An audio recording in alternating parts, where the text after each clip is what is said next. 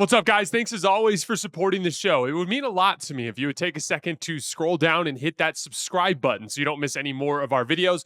Also, make sure you follow us all over social media so you don't miss any of our content or show announcements. A university professor in finance looked up the value of Caitlin Clark for the WNBA. This is insane. So this year,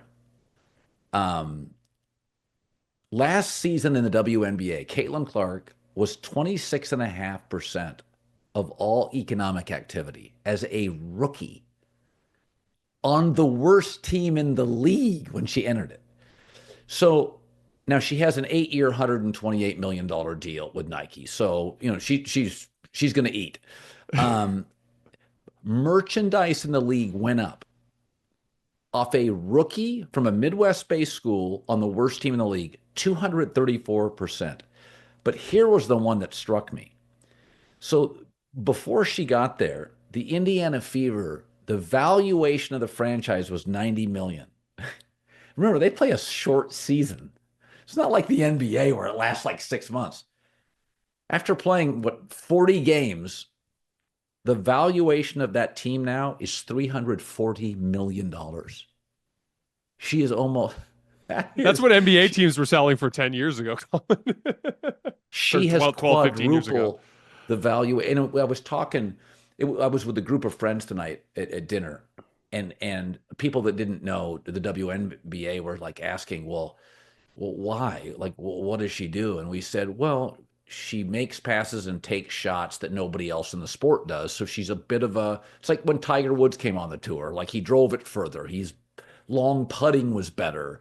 He looked like a football player in the red shirts. Like he just was different than every other golfer you grew up with. And people like unique and different. Here, my question to you is, there's still no other, like somebody said at the party, well, there'll be another Caitlin Clark. And I'm like, well, there's not another Steph Curry. Like there's guys that can shoot threes. I don't think it's a game you duplicate. And listen, let's just be honest. There are more great male athletes in the world than female athletes. There is no second Steph Curry. There is no other player that plays like that. My take is she could be a billion-dollar athlete. Like, are you surprised by it? Like when I see these numbers, I'm like, oh, this is Tiger in the tour. This isn't even Jordan. This is totally different. Well, I think when you look at basketball, there are two real kind of like ultimate show type of athletes that you see, meaning like must-see television. And it's the supreme vertical athlete, which think like young LeBron or kind of like Anthony Edwards now. Dominique was for a while, yeah. Like the guy that does stuff in the air that is unlike anything you see anywhere else in the world. Dr. J, yeah. Mm-hmm.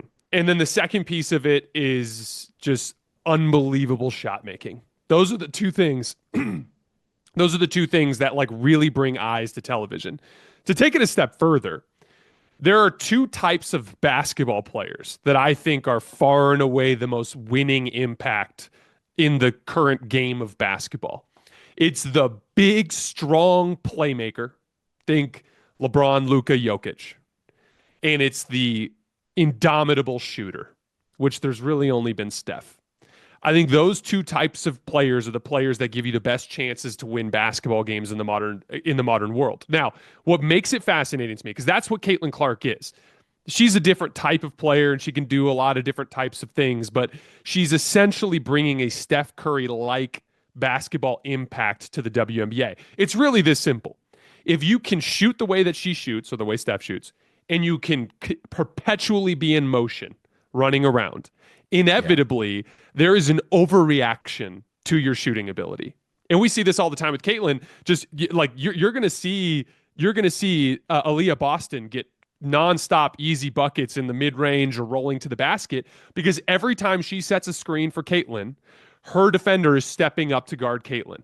Because as she comes off of that screen, if you're not there, she's going to shoot it and she's going to make it. And so there's a reaction that inverts spacing and brings a 4-on-3, because you bring multiple defenders away from the rim, there's a 4-on-3 with a vacated paint. And because of that, there's a lot of easy opportunities to score there. Like that's the thing with Steph Curry. Like Steph Curry is not the same shot maker that he was 4 years ago in 2021. But just the simple threat of him running around gives the Warriors a chance to score. And that's the thing. Like Caitlin hasn't even really started hitting shots yet this year the way that she's capable of, but Yeah. everyone knows she can and they guard her in that fashion. And so to me, it's kind of like a proof of concept in that if you can shoot and you can run around the way that Steph does and you can strike fear into a defense in that way, the trickle down effects with the way that defenses guard you just make everything so much easier for her. And like you could argue she's already the best offensive engine in the WNBA, and she's literally a second year player.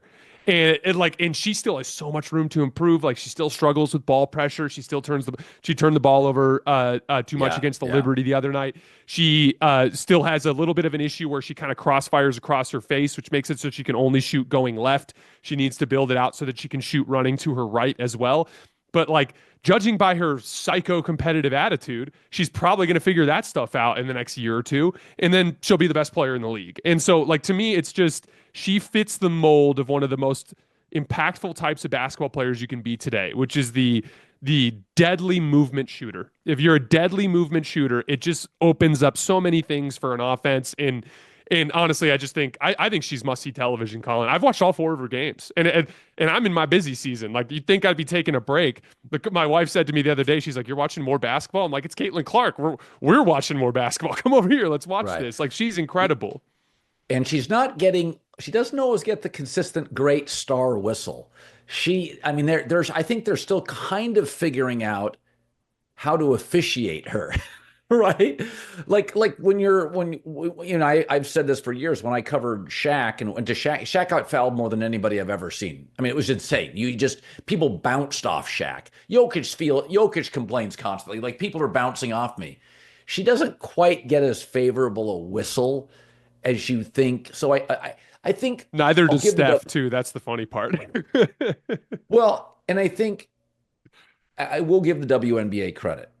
They just didn't understand the tsunami of her popularity. Like they didn't get the schedule, and you don't know what you don't know. They've done a much better job. I mean, all her games are on television. Every time I turn on every time I see a promotion for the WNBA, it's Caitlin Clark.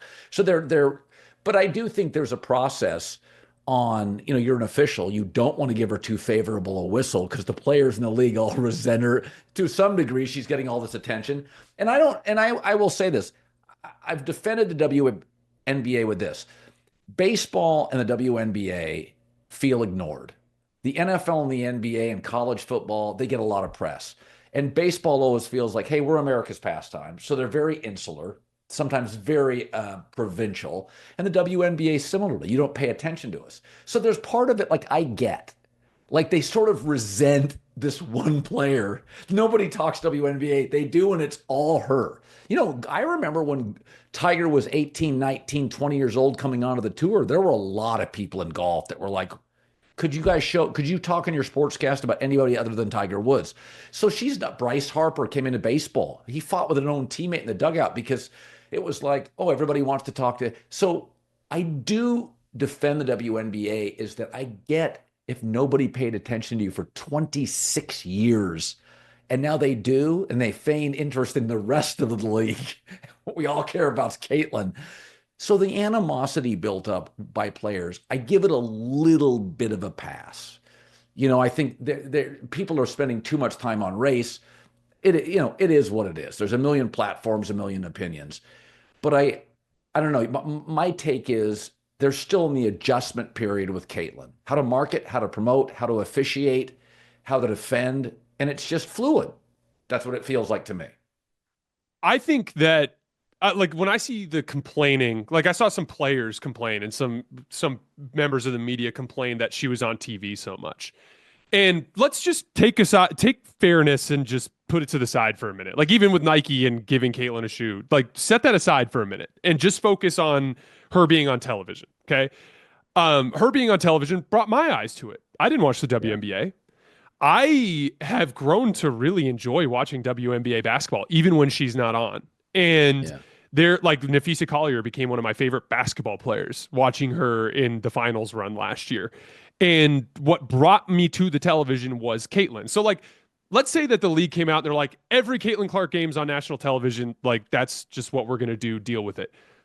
That would be genius because the best way you can market the other WNBA players is to have them play against Caitlin Clark because we'll all be watching. Okay, well, no one's covering the rest of the league. Okay, but if you put Caitlin on television and you get more people to watch, it will create more WNBA fans. And we live in the most Colin, I started making NBA content out of my guest bedroom. Okay. You create a bunch of WNBA fans, passionate members of the media will originate from that mass and will cover the league better. And overall, the league will gain in popularity and gain in impact. And it will become a momentous thing that carries forward and actually does shine a big flashlight on the rest of the WNBA.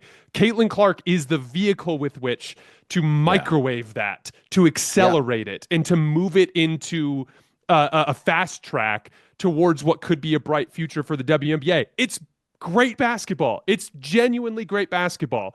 She's the best vehicle with which to elevate the sport. I think anything they can do to put her on TV and promote her is the best thing they could do for the sport. Yeah, it's Conor McGregor UFC. You knew it existed. You'd seen fights. You started buying pay-per-view cards and sitting through 2.5 hours to get to his fight. And then all of a sudden you found yourself a year later hooked on two other fighters because Dana White would put the second most popular fighter in the undercards. Exactly. So all of a sudden it's John Jones into Conor McGregor. And then it's just basic marketing.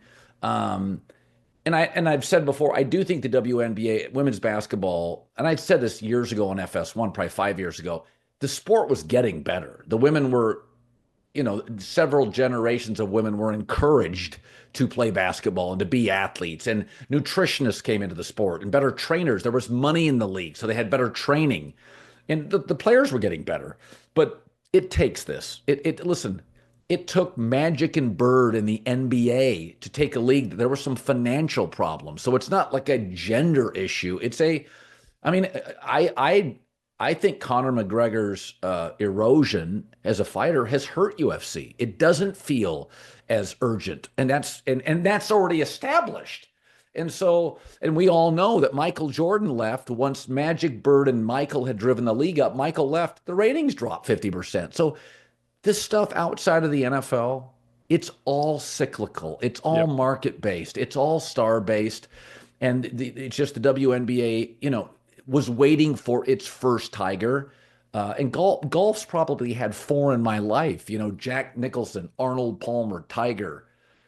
I think Rory's got a little bit of it, Phil Mickelson. So the history of golf, if you modern history's got like five guys that have done it. So there's no reason to be defensive about it. It's all these leagues, they all eventually, I mean, look at boxing. Ali took it from whatever it was to the next level. Then there was Sugar Ray Leonard and Hagler. But when Larry Holmes arrived, nobody wanted to watch Larry Holmes. It took an old George Foreman selling a grill that you bake chicken on or cook chicken on literally to get the casual back into boxing was George Foreman's second tour. So this is the way sports works outside of football.